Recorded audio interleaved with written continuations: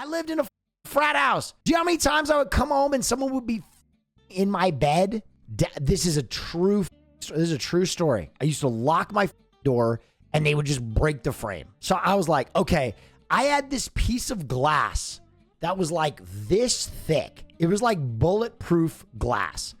And I propped it underneath the door handle and I blocked it with like a dresser. And then I went out the window and jumped out a second story window to get out of my room so that someone wouldn't in my room at this party. I came back. They were in my bed. There was broken glass everywhere. They didn't even clean up the broken glass. There was just broken glass everywhere. I'm with my girlfriend and I'm like, what are you doing? Stop, you animals. If you live at a party house, it just is what it is.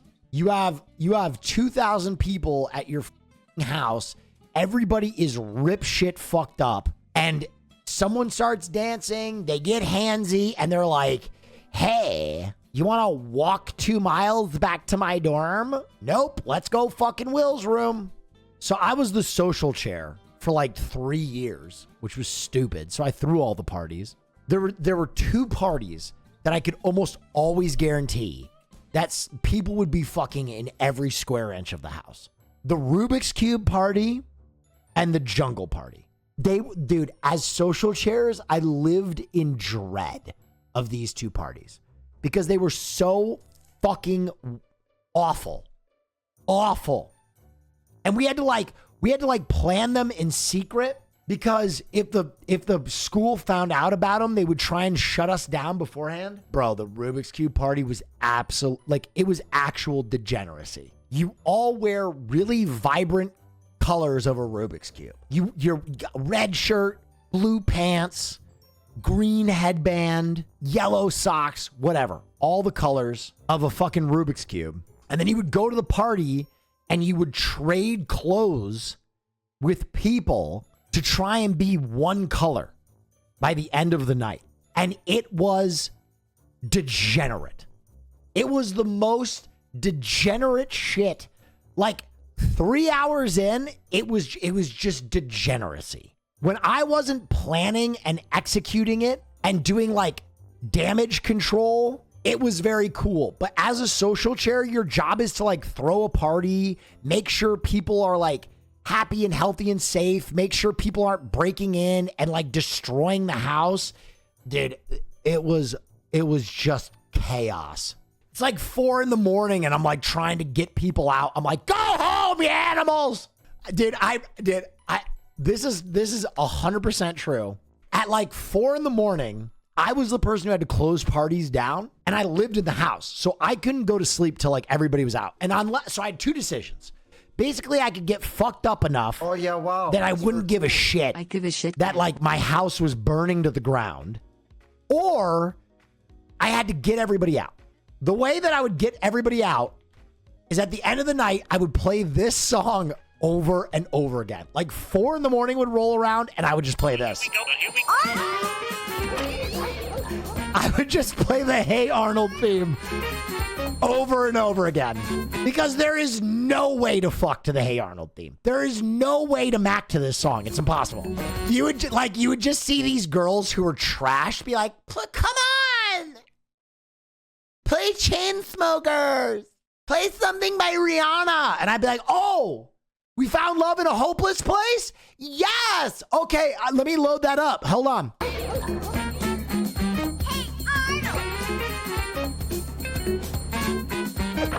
Is this it? Bro, the house I lived in, this is how real my situation was. The house I lived in got condemned 2 years after I moved out of it. Condemned and bulldozed. Condemned, bought by the university, and bulldozed. Because it was such a fucking den of iniquity. Dude, one time we literally got probation. We literally got probation because one of our underage brothers, he was 20 years old. He was on the tennis team. He was an international student. a picture of him got put on the internet, and we weren't supposed to have kegs at parties. It was a big no-no. And it was a picture of a 20-year-old varsity tennis player standing on a keg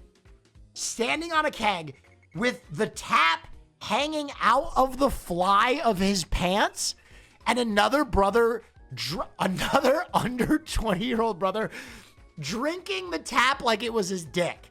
And he was like, dude, it was, I will never forget the frat meeting where like the school ambassador came in to talk to us, and they were like, guys, you know the regulations against having kegs at your parties and underage drinking. And we were like, what?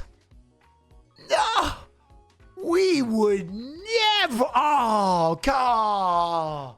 These are some pretty heinous accusations. Heinous. And then they pulled up this photo of one of our brothers literally pretending that the nozzle of a keg was his cock, and another brother drinking the cock, and they're both underage. And we were like, that could be anyone. That's clearly doctored. You go, oh, whoa. Probation for a fucking year, dude. Feels terrible. We literally were at the meeting just like, oh, dude. The brother was this British guy, Crockford, one of my best friends of all time.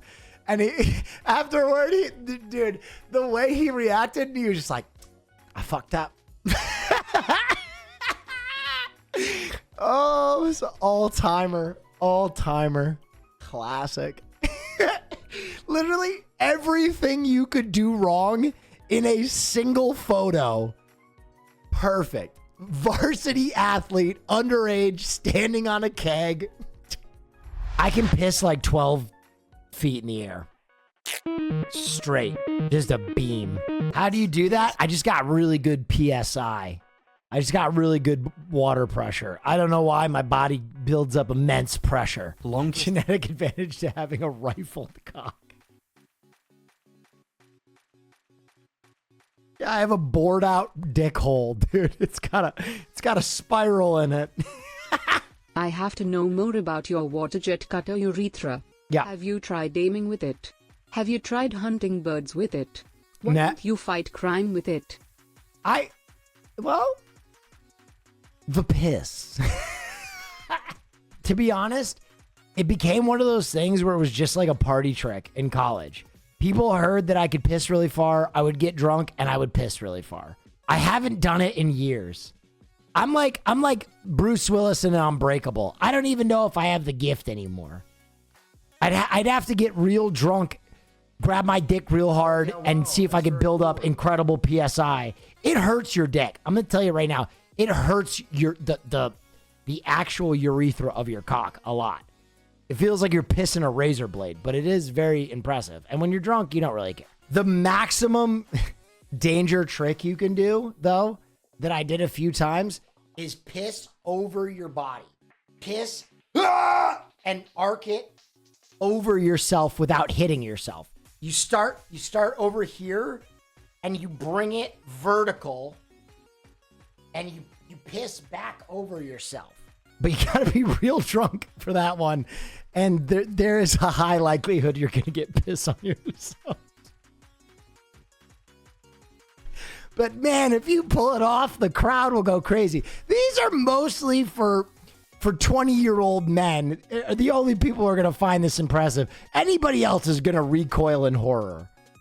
I'm pretty sure I vaguely remember someone being like, yo, Alana, you gotta watch how far this dude can piss. And I like did it for a girl and she was like, oh God. Just not as impressive outside of the ages of 20 to 24 drunken white kids is really the target demographic.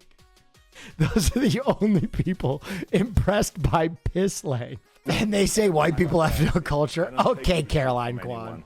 Hello, Mr. Neff. I have heard Yes? great things about your penis and its alleged PSI, and was wondering if we could get you on the main stage for TwitchCon Las Vegas to try and set a world record. We'll be in contact soon. Can you imagine?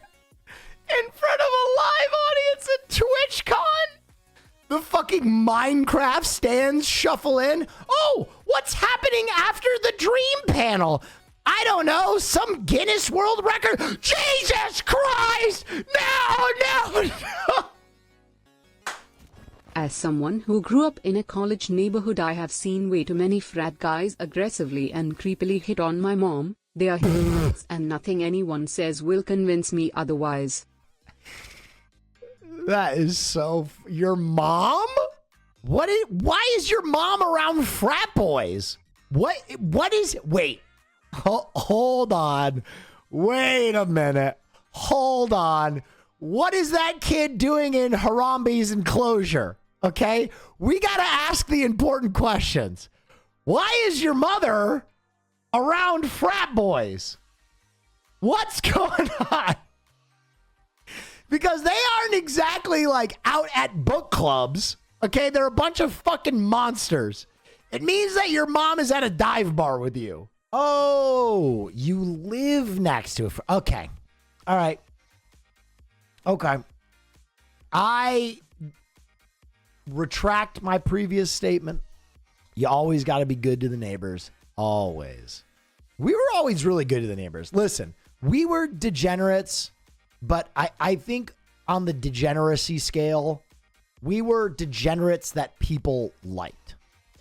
There were other fraternities that were like full-blown elitist assholes. We were kind of just like party animal degenerates. And I think everybody they could respect it.